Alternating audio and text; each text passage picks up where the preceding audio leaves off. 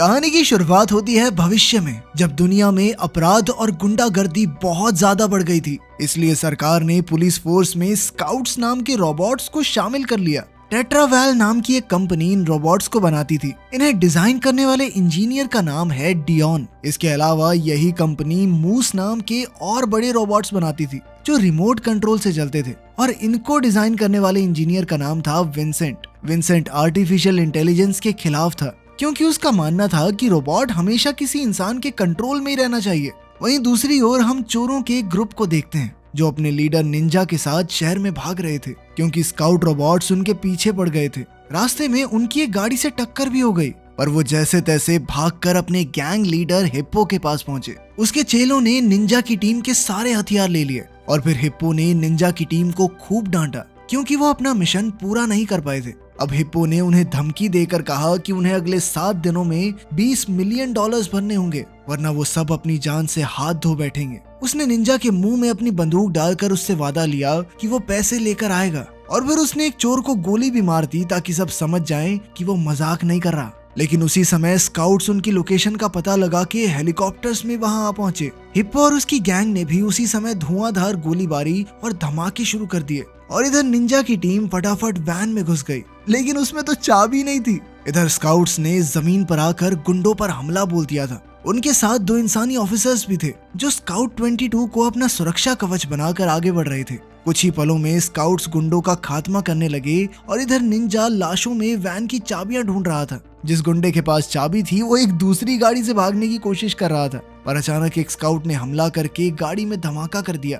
इधर निंजा आसमान में उड़ रहे हेलीकॉप्टर पर गोलियां चला रहा था, जिस वजह से पायलट हेलीकॉप्टर को दूर ले गया। इसके बाद उसने टूटी फूटी गाड़ी में से अपनी वैन की चाबी ढूंढी। उसी समय पुलिस एक पुरानी बिल्डिंग में घुसी जहां हिप्पो छुपा हुआ था। दरवाजा तोड़ते ही हिप्पो ने रॉकेट लॉन्चर से धमाकेदार हमला कर दिया, जिससे स्काउट 22 बुरी तरह टूट फूट गया। इसके बाद हिप्पो खिड़की से निकलकर भागा, और वहीं निंजा और उसकी टीम अपनी वैन में भाग निकली, मगर इसी दौरान उनके साथ ही अमेरिका को गोली लग गई। अब हिप्पो की गैंग हार गई थी, इसलिए टीवी पर खबर फैल गई कि स्काउट्स ने गुंडों का सफाया कर दिया, जिसके बाद सरकार ने कंपनी को 100 और स्काउट्स का ऑर्डर दे दिया। इधर कंपनी में विंसेंट अपने बड़े रोबोट्स मूस पर और काम करना चाहता था, मगर सीईओ मिशेल उसे जरूरत के मुताबिक पैसे नहीं दे रही थी। उधर एक इंजीनियर वर्कशॉप में फिर से स्काउट 22 की मरम्मत कर रहा था, इसलिए डियॉन को भी वहां बुलाया गया। असल में हमले के दौरान स्काउट 22 की बैटरी फ्यूज हो गई थी, जिसका मतलब ये था कि उसे ठीक नहीं किया जा सकता। इसलिए डियॉन ने इंजीनियर को इस रोबोट के सभी काम के पुर्जे निकाल कर कहीं और इस्तेमाल करने को कहा। वहीं दूसरी ओर हम चोरों को देखते हैं जो एक सुनसान बिल्डिंग में आकर छुप गए थे। अब उनकी टीम सोचने लगी कि इस मुसीबत से कैसे निकला जाए। इस पर योलांडी ने कहा कि टेट्रावेल कंपनी में किसी के पास तो ऐसा खास स्विच होगा जिसको दबाते ही सभी स्काउट्स को ऑफ किया जा सके। अब उन्हें इस आदमी को ढूंढना होगा, तो उन्होंने इंटरनेट पर थोड़ी रिसर्च शुरू कर दी, जिससे उन्हें पता चला कि डियॉन नाम के एक आदमी ने स्काउट्स का आविष्कार किया था।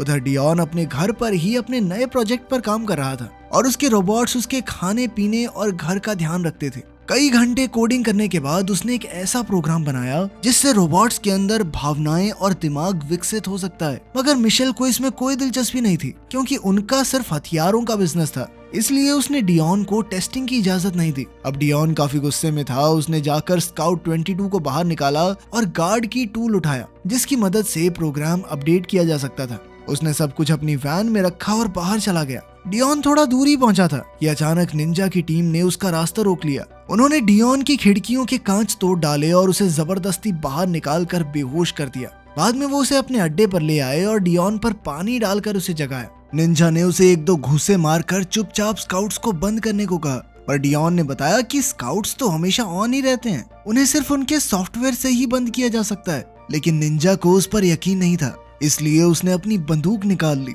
पर तभी अमेरिका ने आकर उसे बताया कि वैन में स्काउट 22 मिला है। उसे देखकर निंजा ने डियॉन से कहा कि अगर वो जिंदा रहना चाहता है तो उसे स्काउट 22 में ऐसा प्रोग्राम डालना होगा जिससे वो निंजा का गुलाम हो जाए। इस पर डियॉन ने जवाब दिया कि उसने अभी एक नया सॉफ्टवेयर बनाया है, लेकिन उसकी टेस्टिंग नहीं हुई अभी। पर निंजा ने फिर भी उसे सॉफ्टवेयर डालने को कहा। इसके बाद डियॉन स्काउट 22 के टूटे फूटे पुर्जे जोड़ने में लग गया। उसकी बैटरी भी खराब हो चुकी थी, यानी अब उसके पास सिर्फ 5 दिन की बैटरी बाकी थी। तब डियॉन ने गार्ड की मदद से पुराना सॉफ्टवेयर निकाल कर उसमें नया सॉफ्टवेयर डाल दिया। कुछ ही पलों में स्काउट 22 उठा तो उसका दिमाग बिल्कुल एक छोटे बच्चे की तरह हो चुका था। इंसानों को देखते ही वो डर कर छुप गया। ये देखकर निंजा गुस्सा हो गया, जिससे स्काउट 22 और भी घबरा गया।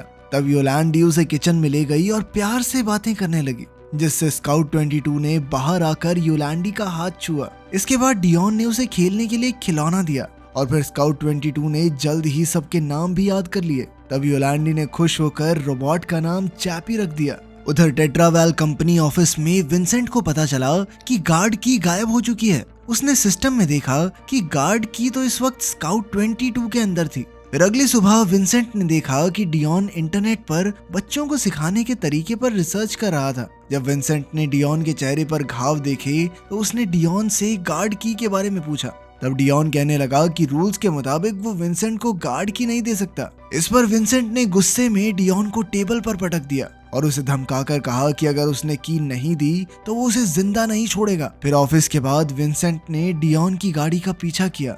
उधर निंजा के अड्डे पर चैपी इधर उधर घूमकर अलग अलग चीजें छू कर देख रहा था। तब निंजा ने उससे अचानक कहा कि तुम्हें मेरी टीम के लिए काम करना है। फिर वो चैपी को बंदूक चलाने की ट्रेनिंग देने लगा। चैपी काफी डरा हुआ था, जिस वजह से उसका निशाना चूक गया और निंजा गुस्से से लाल हो गया। अगर इससे पहले कि वो चैपी को नुकसान पहुंचाता, योलांडी ने बीच में आकर कहा कि पहले उन्हें चैपी को रोजमर्रा की चीजें सिखानी चाहिए। योलांडी ने चैपी को अलग अलग चीजें दिखाकर उसे कई शब्द बोलने सिखाए। जल्द ही चैपी सिर्फ शब्द नहीं बल्कि पूरी बात बोलने लगा। इसके बाद उसने योलांडी को माँ कहकर पुकारा, जिससे वो बेहद खुश हुई। फिर अमेरिका ने उसे कुछ गालियां और गुंडों वाली बातें सिखाई, जिससे वो भी गुंडों की तरह बोलने लगा। जब डियोन ने वहां आकर चैपी को गैंगस्टर्स की तरह बात करते देखा तो उसे काफी बुरा लगा।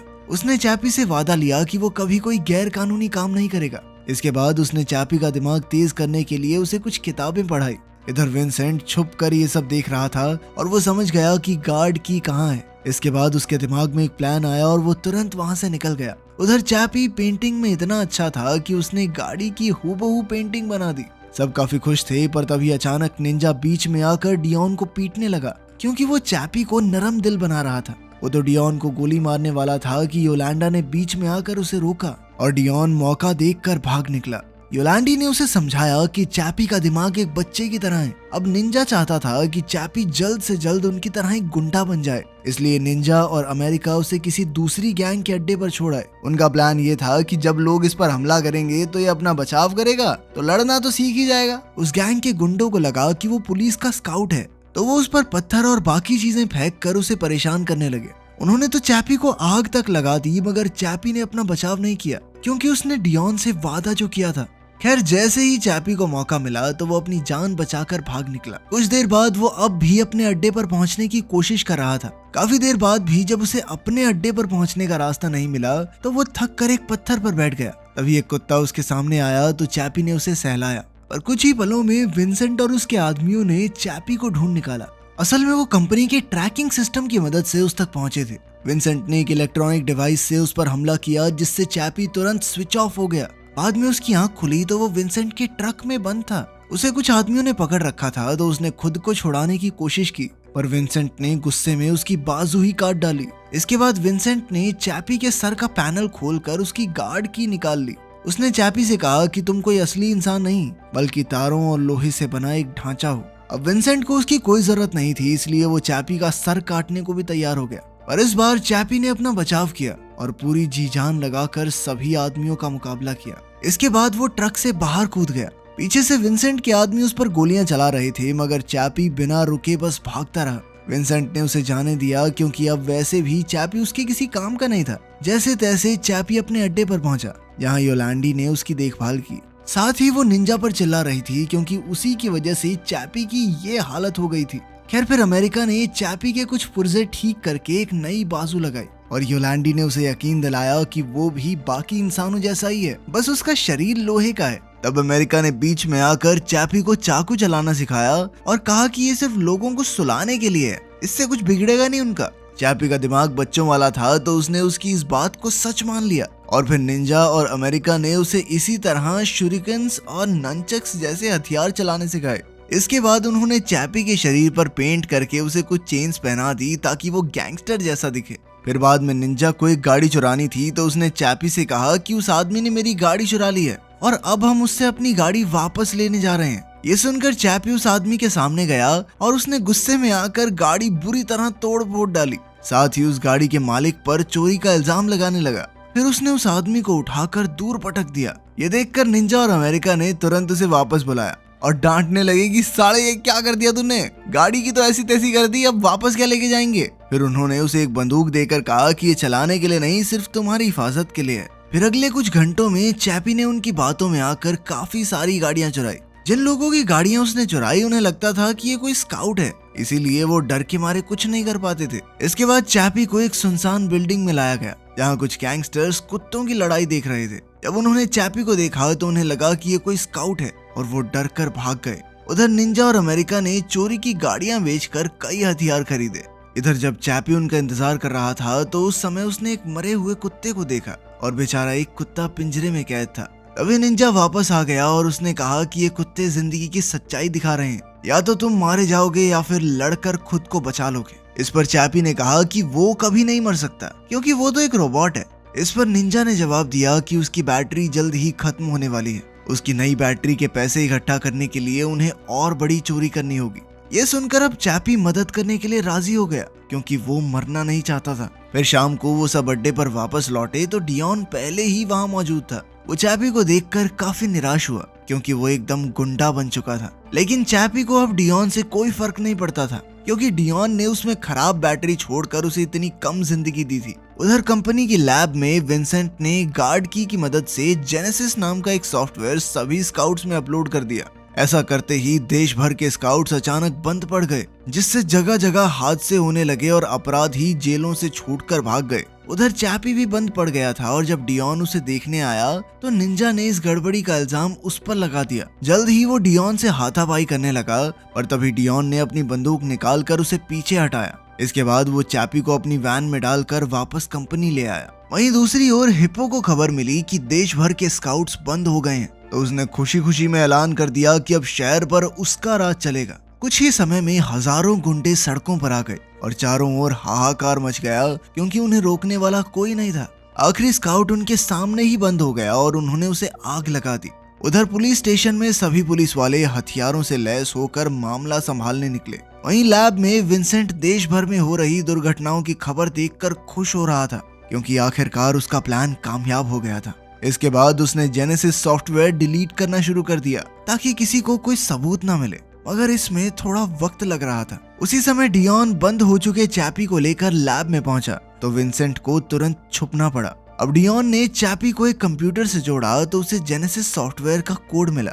खैर अभी के लिए उसे चैपी को बचाना था, इसलिए उसने जेनेसिस को नजरअंदाज कर दिया। उधर विंसेंट के कंप्यूटर पर जेनेसिस सॉफ्टवेयर डिलीट नहीं हुआ था। खुशकिस्मती से कुछ ही पलों में चैपी उठ गया और वो अब भी पहले जैसा ही था। अब डियोन वहां से जाने लगा तो रास्ते में चैपी को विंसेंट का बनाया रोबोट दिखाई दिया। डियोन ने उसे समझाया कि मूस एक ऐसा रोबोट है जिसे इंसान एक हेलमेट पहनकर कंट्रोल कर सकते हैं क्योंकि वो हेलमेट इंसान के दिमाग के सारे ख्याल पढ़ लेता है। फिर चैपी ने मूस के नए मॉडल को देखा तो उसने कहा कि उसे भी ऐसा ही शरीर चाहिए, पर डियोन कहने लगा कि वो ऐसे ही डेटा ट्रांसफर नहीं कर सकता क्योंकि चैपी में सिर्फ डेटा नहीं दिमाग और भावनाएं भी हैं। इधर ये सारी बातें विंसेंट ने सुन ली थी। वहीं चैपी डियोन से नाराज हो गया क्योंकि डियोन उसका मनपसंद शरीर भी नहीं दे रहा था, इसलिए वो गुस्से में मूस का हेलमेट लेकर भाग निकला।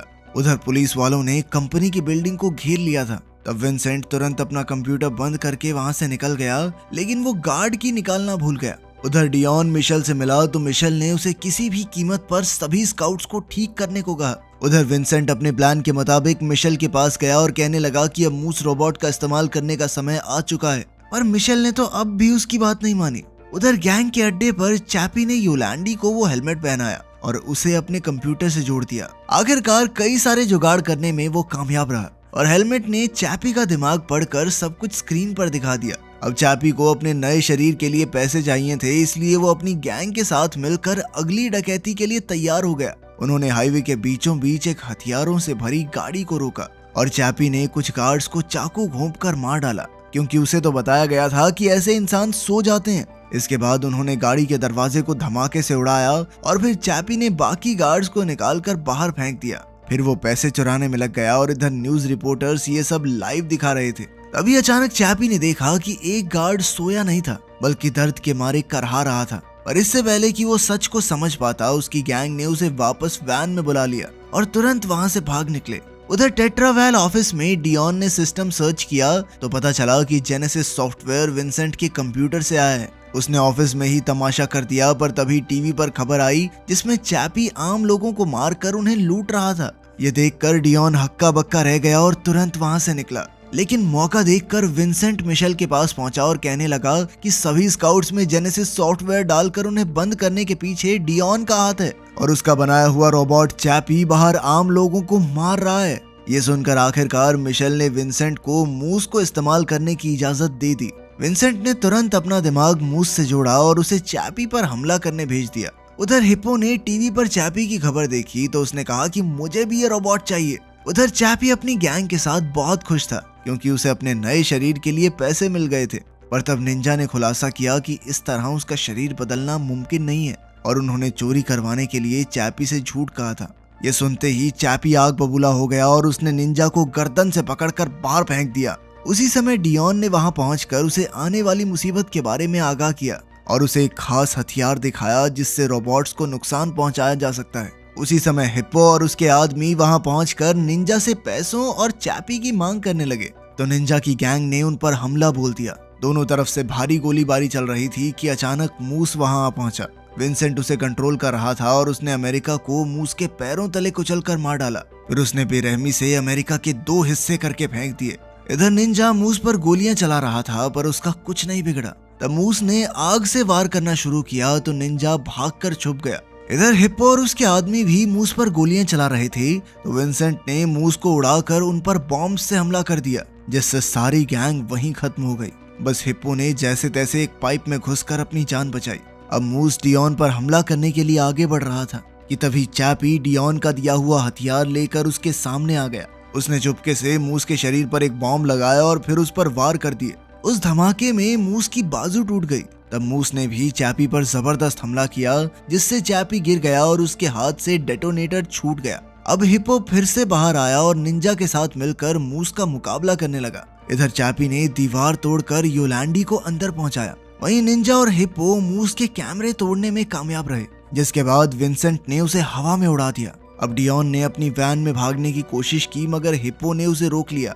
निंजा डियोन की मदद के लिए आगे आया मगर हिप्पो ने फिर भी डियोन को गोली मार दी। ये देखकर निंजा को इतना गुस्सा आया कि उसने एक कुल्हाड़ी से हिप्पो का सर फोड़ डाला। तभी चैपी ने जख्मी डियोन को फटाफट से वैन में छुपाया। इधर विंसेंट ने मूस का कैमरा ठीक कर दिया था और अब मूस एक बार फिर नीचे आकर निंजा की टीम पर हमला करने लगा। चैपी अपना हेलमेट लेने दौड़ा मगर एक गोली लगने से हेलमेट बर्बाद हो गया था। अब उसे फैक्ट्री में जाकर एक नया हेलमेट लाना होगा ताकि वो डियोन को बचा सके। तब निंजा ने उसे योलैंडी के साथ वैन में जाने को कहा और खुद मूस का ध्यान भटकाने के लिए वहां रुक गया। उनके जाने के बाद निंजा अपने घुटनों पर आ गया और मूस के रूप में मौत उसके सामने खड़ी थी। अब मूस उसे खत्म करने ही वाला था कि ऐन वक्त पर योलैंडी वैन से बाहर कूदी और उस खास हथियार से मूस पर हमला कर दिया। तब विंसेंट ने तुरंत मूस को घुमाकर पहले योलैंडी पर गोलियां चला दी जिससे उसकी मौके पर ही मौत हो गई। उसी वक्त चैपी योलैंडी के पास पहुंचा और अपनी मां की मौत देखकर वो बेहद हताश हो गया।